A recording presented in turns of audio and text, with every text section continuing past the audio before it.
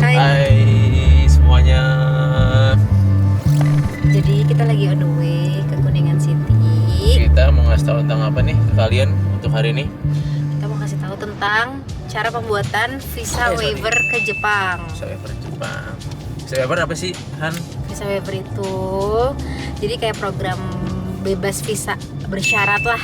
Kalau maksudnya bukan benar-benar bebas ya, kita tetap harus daftarin ke perwakilan kedutaan besar sih. Kalau VFS Global itu kayaknya agent deh, setahu aku sih.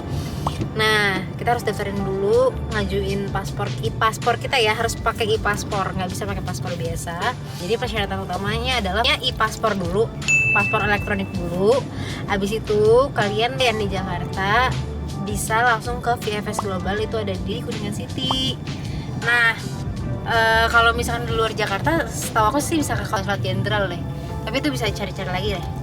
Aku sih nyari-nyari infonya di Twitter. Abis itu, tadi kita udah registrasi sih, naruh antrian. Karena sebenarnya bisa book appointment-nya di website.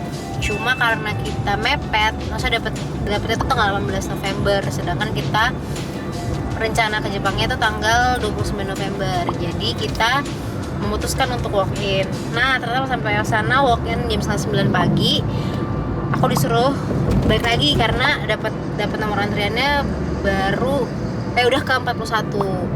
Kata satpamnya si Palara itu bilang kalau balik lagi jam 3.4. Jadi kita tadi baru balik lagi deh ke sana. Kalau kalian bisa bikin visa waiver ke Jepang itu jangan mepet. Kalau udah punya paspor kalian langsung bisa appointment aja ke websitenya. Soalnya kalau walk-in itu hari aja dari jam 8 pagi. Kita baru suruh balik lagi jam 4 sore. Betul. Jadi buat kalian ya, info. Betul. Nah, terus kita baru balik lagi kan. Katanya sih prosesnya cuma submit form doang. Aku sediain juga e-paspornya sama form yang ada di webnya Kedubes. Jadi ntar bisa tinggal download aja. Jadi pokoknya kelengkapannya nanti kita share di bawah. Oke. Nanti kita ketemu lagi di sana. Nyampe. Dadah. Oke, see you.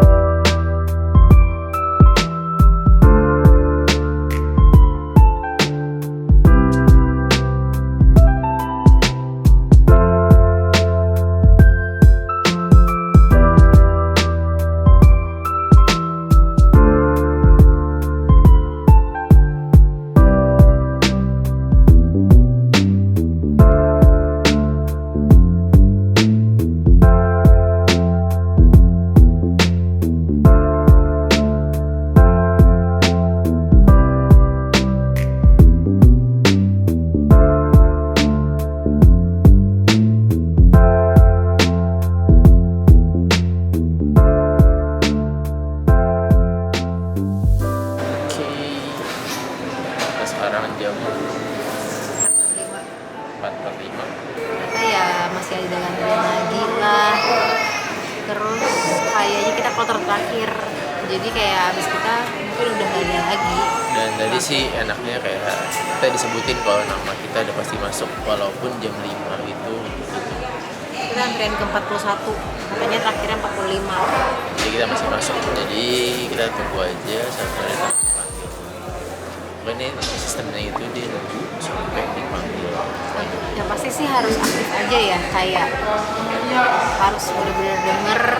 Karena tuh kayak satpamnya nggak terlalu gede banget suaranya, sama bentuknya tuh rada jauh kalau luar. Nanti kalian bisa lihat sendiri kayak gini.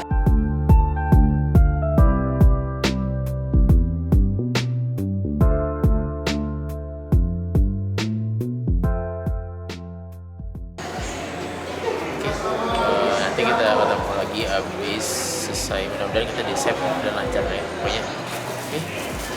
Oke.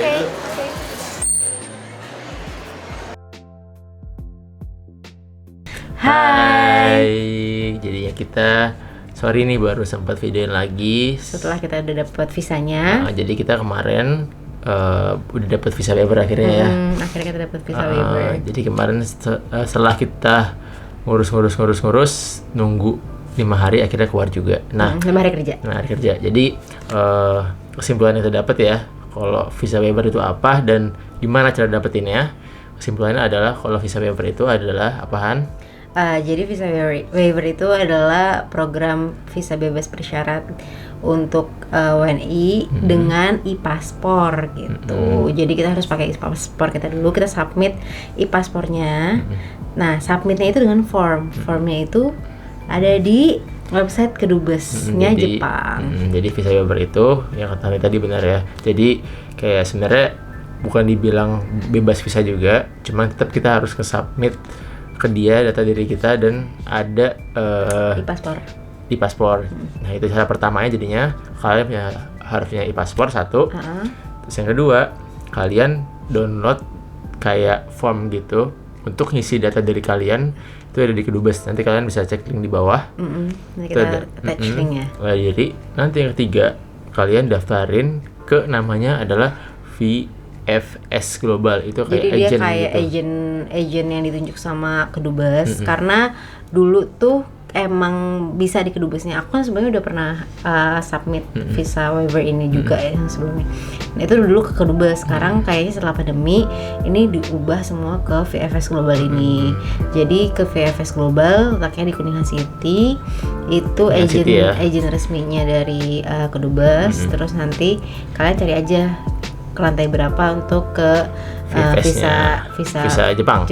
Gitu. Jadi itu di lantai 2 deh kalau. Nah, VFS itu kalian bisa 2 cara. Ada yang walk in lah, kalian langsung ke sana, atau kalian bisa book appointment gitu. Jadi kayak janjian dulu dan baru dapat jadwalnya gitu. Nah, cuma plus minusnya kalau jadwal itu kita appointment itu kurang lebih 2 minggu ya baru dapat. Iya, karena waktu itu emang lagi peak-peaknya sih, karena kan kita itu ngurus pas Jepang baru buka border, visa waiver juga baru boleh di kebijakan baru turun lagi.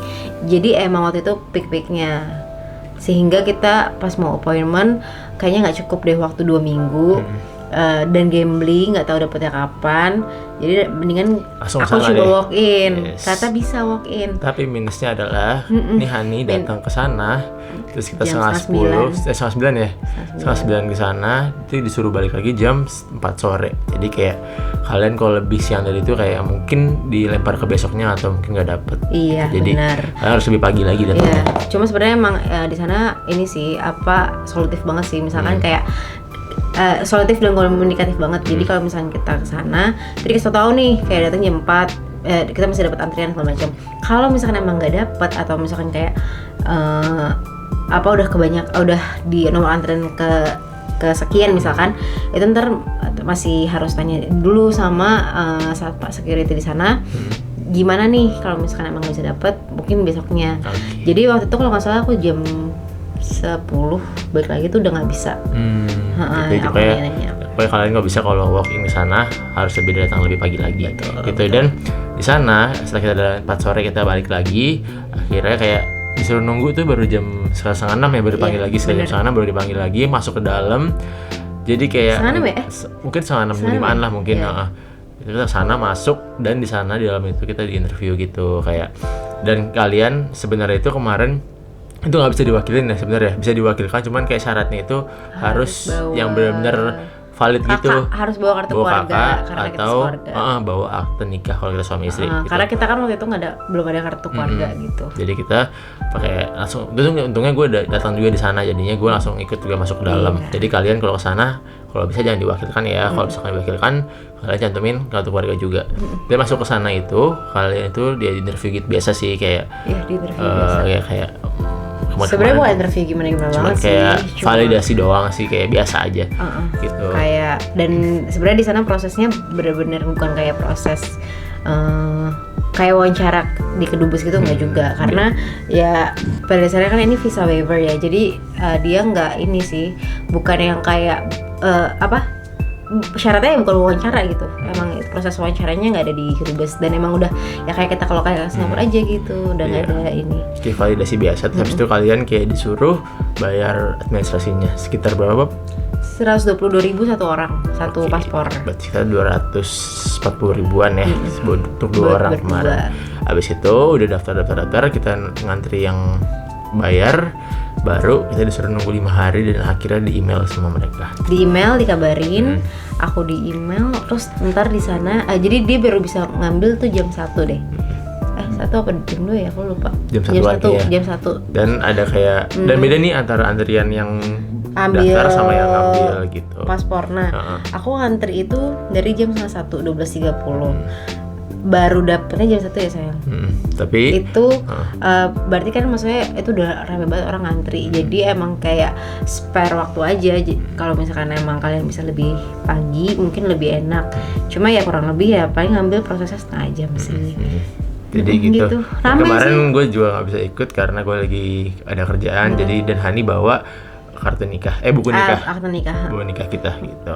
Jadi akhirnya udah dapet sekarang ini visa waivernya. Dia bakal kayak ada stiker hologram gitu. Terus dikasih Di keterangan kapan itu kita submission date-nya. Yes, di paspor kalian sini. Gitu deh. Langsung bisa dipakai untuk masuk ke Jepang. imigrasi Jepang. Ya oke, mudah-mudahan kita besok ke Jepang juga lancar. Dan untuk kalian yang nanti mau daftar visa waiver buat ke Jepang, semoga lancar nanti dan Enjoy liburannya. enjoy liburannya. Dan pokoknya gitu aja dari kita ya. Semoga bermanfaat buat kalian juga. Nanti kalau ada apa-apa kalian bisa komen di bawah, bisa kamu nanya, misalkan kita kurang jelas mau gimana, langsung ke bawah kita atau email kita juga bisa. We hope you like it. Semoga berguna juga info kita kali ini. Oke. Dan semoga kalian berhasil ya dapetin visa waivernya. Oke, dukung kita terus dengan klik subscribe untuk channel ini dan like. Jangan lupa yang tadi kita bilang ya. Dan Tanya komen. di bawah, komen di Oke, bawah. Oke. Pokoknya sehat-sehat selalu buat kalian. See you guys di video selanjutnya. Goodbye.